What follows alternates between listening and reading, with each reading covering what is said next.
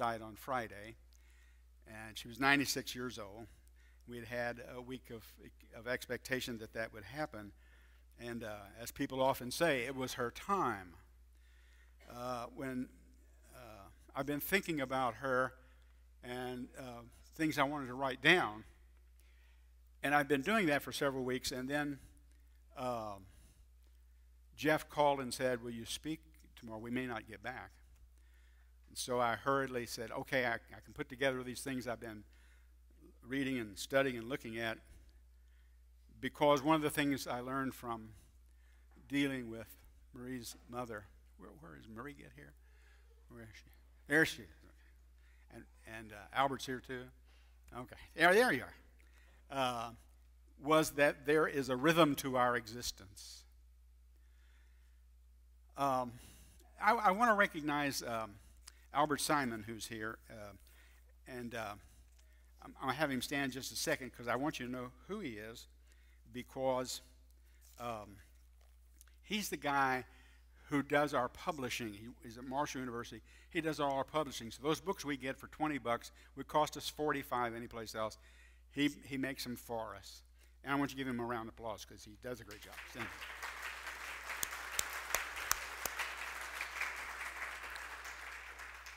Albert knew Marie's mother for 20 years. He's been at our home all the time. And kidded with her and saw her from one stage to other stages. And normally he's out of town on the weekend, but he stayed this weekend. He said he was going to be here, so he's been here, and we're glad to have him with us today. As I speak about this rhythms of our existence, I have two texts that I'd like to utilize. One is Ecclesiastes, the 3rd chapter, and 1 through 15 verses. There is an appointed time for everything. There is a time for every event under heaven. A time to give birth and a time to die. A time to plant and a time to uproot what is planted. A time to kill and a time to heal. A time to tear down and a time to build up. A time to weep and a time to laugh. A time to mourn and a time to dance. A time to throw stones and a time to gather stones. A time to embrace and a time to shun embracing. A time to search and a time to give up as lost. A time to keep and a time to throw away. A time to tear apart and a time to sew together. A time to be silent and a time to speak. A time to love and a time to hate. A time for war and a time for peace. What profit is there to the worker in which one toils? I have seen the task which God has given to the sons of men with which to occupy themselves. He has made everything appropriate in its time. He has also set eternity in their heart, yet so that man will not find out the work which God has done from the beginning even to the end. I know that there's nothing better for them than to rejoice and to do good in one's lifetime. Moreover, that every man who eats and drinks sees good in all his labor. It is the gift of God. I know that everything God does will remain forever. There is nothing to add to it. There is nothing to take from it. For God has so worked, men should fear him. That which has been given, that which has been already, and that which will, has already been. For God seeks all that which has passed by. The other passage I want to read to you is familiar as well. Romans, the 12th chapter, the first 2 verses. Therefore I urge you, brethren, by the mercies of God, to present your bodies a living and holy sacrifice, acceptable to God, which is your spiritual service of worship. And do not be conformed to this world, but be transformed by the renewing of your mind, so that you may prove what the will of God is, that which is good and acceptable and perfect. God bless the reading of his word. I have a great fondness for reading Southern writers. In fact, I have one entire bookcase shelved with nothing but Southern writers. And one of my favorites is Georgia author Farrell Sams. In his book, Whisper of the River, he captures with uncanny accuracy and feeling a moment that has been repeated countless times over decades and will be repeated several times a year on Marshall and other college and university campuses.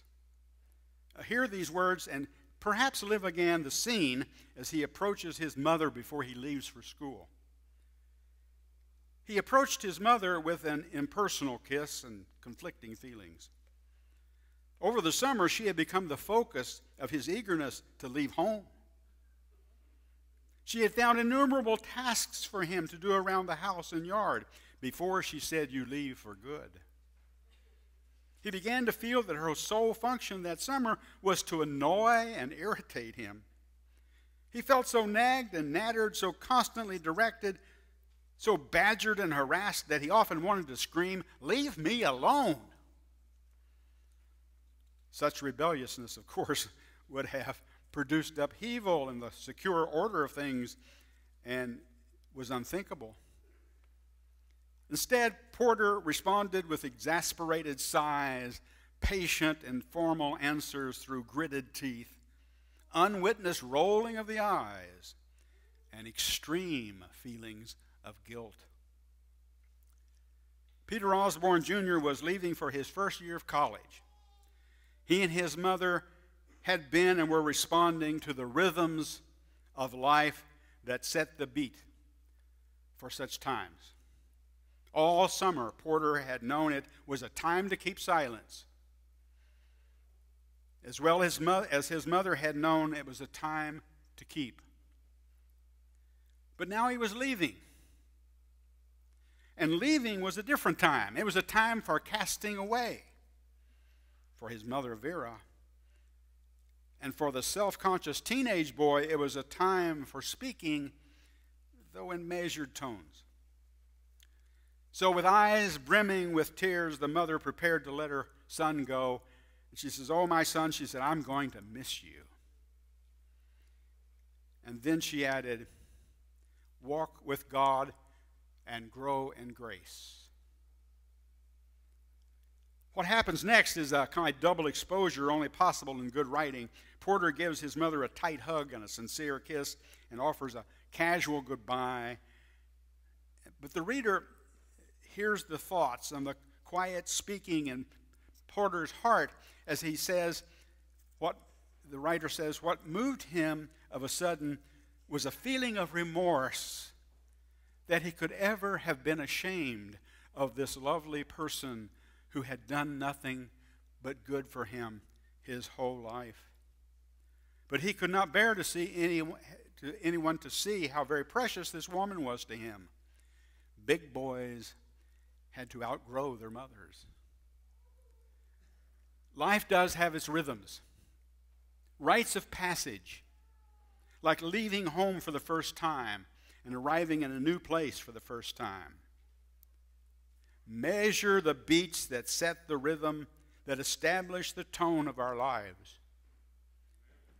We knew that long before we heard it expressed in the beautiful story of poetry of Ecclesiastes. The poetry of Ecclesiastes merely reminds us once more of that universal truth of life. There is a rhythm to our existence.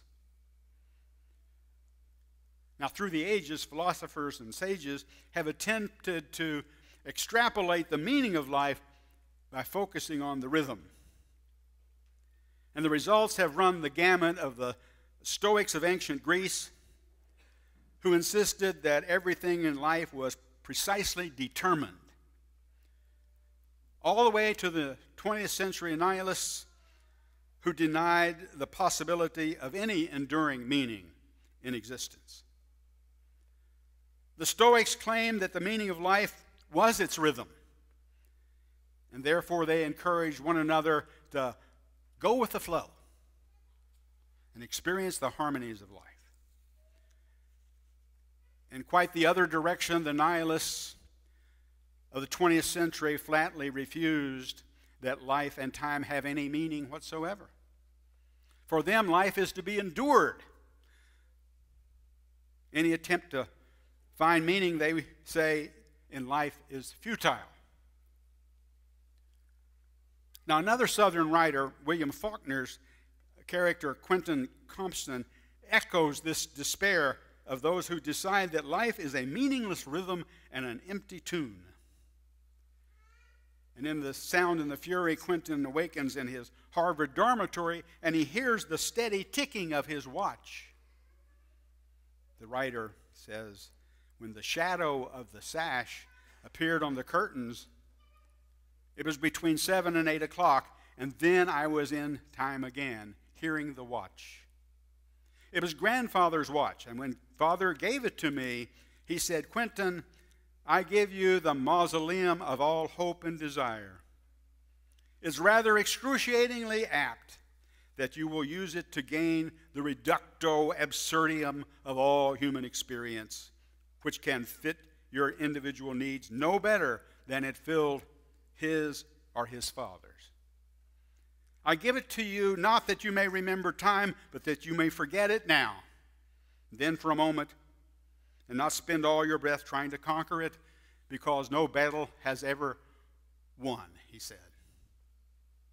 They are not even fought. The field only reveals to man his own folly and despair. The victory is an illusion of philosophers and fools. Now, Stoic determinism and pessimism of Faulkner's Quentin Compson provide the tick and the talk of the available approaches to the rhythms of life. They provide something of the extremes of expression that folks like you and I adopt when we face the undeniable ebb and flow of life's experiences. Tick-tock, tick-tock, tick-tock. Beneath life's rhythm, there comes this call, get on with the program, listen to the beat, go with the flow. Or again, the tick-tock, tick-tock, tick-tock issues the subtle invitation to become numb to life and life's rhythms. Or the subtle invitation to be lulled into hopeless complacency or inactivity. The good news this morning is that neither the Stoics of old nor Faulkner of late has said all that can be said about life and its rhythms.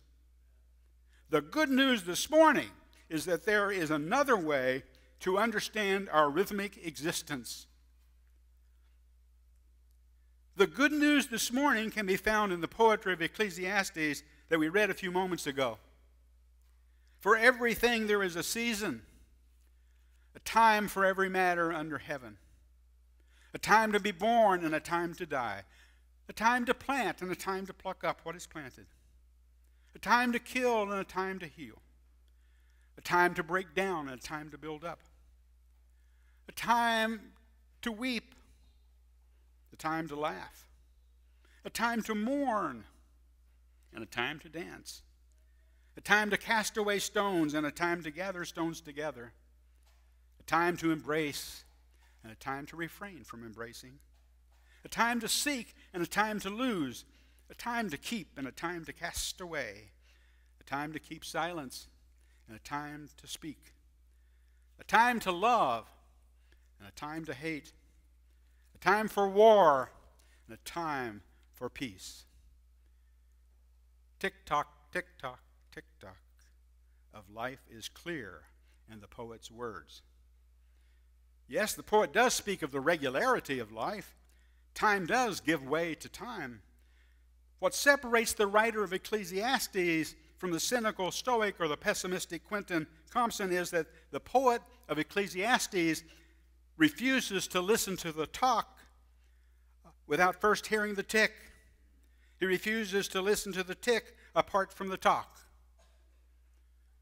The rhythms of life may indeed form a beat of sorts. But for the poet of Ecclesiastes, the ebb and the flow of life is nothing more than the rhythm of God's grace. Life in its fullness, its ups and its downs, its brightness and its darkness is the rhythm of grace. Life itself is a gift from God, as the poet says in verse 13 of that Ecclesiastes 3. It is God's gift that everyone should take pleasure in his toil. Said another way, the poet of Ecclesiastes understands that God sets the rhythm of all life so we might establish the tone of our lives. At least that's how I understand these provocative words. He has made everything beautiful in its time. Also, he has put eternity into the human mind so that we cannot find out what God has done from beginning to end. Now imagine God putting all eternity in our minds, giving us the ability to grasp the enormity of all that is, and then at the same time liberating us from the need to understand it at all. Thomas Kelly, an American Quaker, lived more than 40 years in grace, left behind a powerful influence when he died prematurely at the age of 47. His words, I think, ring with the rhythm of grace, capturing the tone of a life fully lived. Listen to his words. Deep within us all, there is an amazing inner sanctuary of the soul, a holy place, a divine center, a speaking voice to which we may continually return. Eternity is at our hearts, pressing upon our time-worn lives, warning us with intimations of an outstanding destiny, calling us home unto itself. Yielding to these persuasions, gladly committing ourselves in body and soul, utterly and completely to the light within, which is the beginning of true life. Now, I do not know if Thomas Kelly built the sentiment just expressed around the writer of thoughts of Ecclesiastes 3, but I do know that Kelly and the Old Testament poet are kin of heart and mind and soul. And I'm convinced of the truth that rings through the words of the Quaker seeker and the Hebrew poet. God has placed eternity in our minds and our hearts and our souls. God in us, in heart and mind and soul, is nothing more and nothing less than grace. It is a gift from God. God in us, in heart and mind and soul, is a divine center around which our time-worn lives may find the beginning of true life. God in us, in heart and mind and soul, provides the harmony of our lives as we respond to the rhythms of grace. Each of us here today has been brought to this place through myriad turns in life's journey. But collectively, I am sure we have plumbed life's depths and sealed its heights as well. Collectively, we know and have known times of birth and death, times of laughing and weeping, times of holding tight and times of letting go. Collectively, we stand at the very edge of eternity, strangely shaped and moved by the mystery of God's grace as it has been made known to us through the rhythms of life's ebb and flow. And so it seems to me that our task of the day and those days that loom ahead in our immediate future is to pursue once again the rhythms of grace as we plunge headlong together into the future that awaits us. But how? How is it possible to plunge ahead long into the future? Is not the future filled with snares and traps and threatened to crush all of us and our past? The Stoic of old would counsel us with the confidence that things will work out, because they always do. The pessimists of the day would caution us not to expect too much, because after all, the future is always uncertain. But what would be the counsel of one attuned to the rhythms of God and God's grace? Perhaps the New Testament lesson from Romans can instruct us. Here again, the familiar words of Paul. I appeal to you, therefore, brethren, by the mercies of God, to present your bodies as a living sacrifice, holy and acceptable to God, which is our spiritual worship. Do not be conformed to this world, but be transformed by the renewal of your mind, that you may prove what is the will of God, what is good and acceptable and perfect. The apostle reminds us that grace is always a present reality. By the mercy of God, the living of life and day is the arena where we meet and are met by God. When Paul encouraged his friends in Rome to present your bodies as a living sacrifice, he was also encouraging every generation, including this one, to pursue God in the present so that God will be known in the future. For Paul, it is a living now according to the rhythms of grace that allows us to recognize God and his will in all our tomorrows. The will of God, as Paul calls it, is an elusive and mysterious concept. There are those in our world who would have us believe that the will of God is a fact that is discovered and then acted upon. Some kind of blueprint for life bestowed from above that directs the paths of people like you and me through the mazes and struggles of life. For these same people, the will of God seems to be little more than a memory that exists and exerts some influence. How different is the idea of Paul? For Paul, the will of God is a result of a constant daily renewal of the mind that breaks free from the expected and accepted patterns of life. Do not be conformed, the apostle says, but be transformed by the renewal of your mind, that you may prove what is the will of God. I do not know if Paul built his sentiments around the thoughts of Ecclesiastes 3, the prophet's conviction that God has put eternity into the human mind, but I do know that both Paul and the poet challenge us to see more in life than the patterns left in the wake of our changing world. And I know that both Paul and the poet challenge us to hear more than the tick-tock, tick-tock, tick-tock that marks the turns we take each time we come to a fork in life's road. Seeing only the patterns we leave behind and hearing only the clatter of our past choices robs us of the genuine power of the gospel, the good news that there's another rhythm at work in the world, another rhythm at work in our lives, and that is the rhythm of the grace of God. These are dangerous words falling from Paul's pen, but I tell you, the gospel is always dangerous. Do not be conformed, he says. Do not get locked into the expectations that others have for you, or even the expectations you have for yourself. Do not be conformed, he says, but be transformed by the renewal of your mind, that you may prove the will of God. There's that elusive, mysterious concept again, the will of God.